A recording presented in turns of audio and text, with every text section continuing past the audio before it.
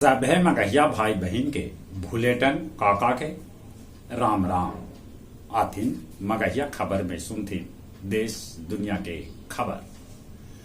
प्रधानमंत्री नरेंद्र मोदी कल 9 गो वंदे भारत ट्रेन के देखौलन हरियर झंडी।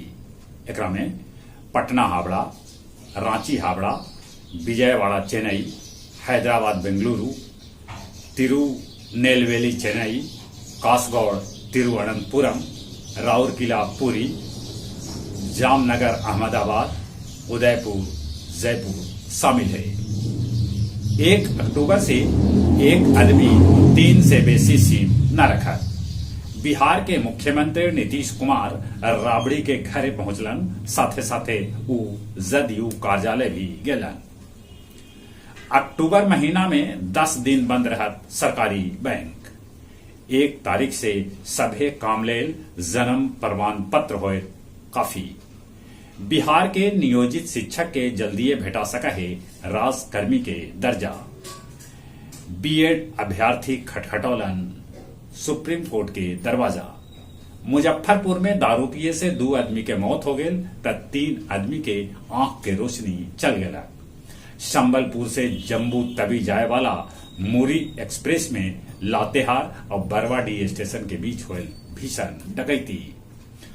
अमेरिका के न्यू जर्सी में 183 एकड़ में बनावल गेल स्वामी नारायण अक्षरधाम मंदिर। एगो शोध से पता चलल है कि शहर के चकाचौंध के चलते चिड़ई सभे के आंख दिन पर दिन छोट होल जा रहा है। पोप कहलका कि रूस यूक्रेन लेल हथियार के उद्योग है युद्ध लेल जिम्मेवार।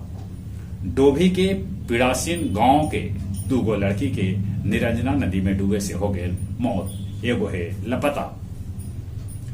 रामपुर पुलिस लाइन से 534 बोतल विदेशी दारू पुलिस कैलक जब्त। गया जी में गणपति के लगावल गए 656 प्रकार के भोग।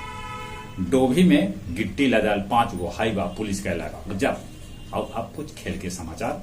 दोसर का वनडे में भारत ऑस्ट्रेलिया के 99 रन से हरा के सीरीज पर जमा लेलक कब्जा। एशियन गेम में भारत जीतल पहला स्वर्ण। कुल पदक की संख्या 7 हो गई। चीन है एशियाड में है सबला आगे। एशियाड में महिला क्रिकेट टीम कैलक पदक पक्का। फाइनल में होकर मुकाबला श्रीलंका से हुए। पुरुष हॉकी टीम उज्बेकिस्तान के 16-0 से हरौलक। मोटो जीपी रेस जीतलन मार्को। चलित एक बार फिर से अपने सभे के भूलेटन काका के राम राम।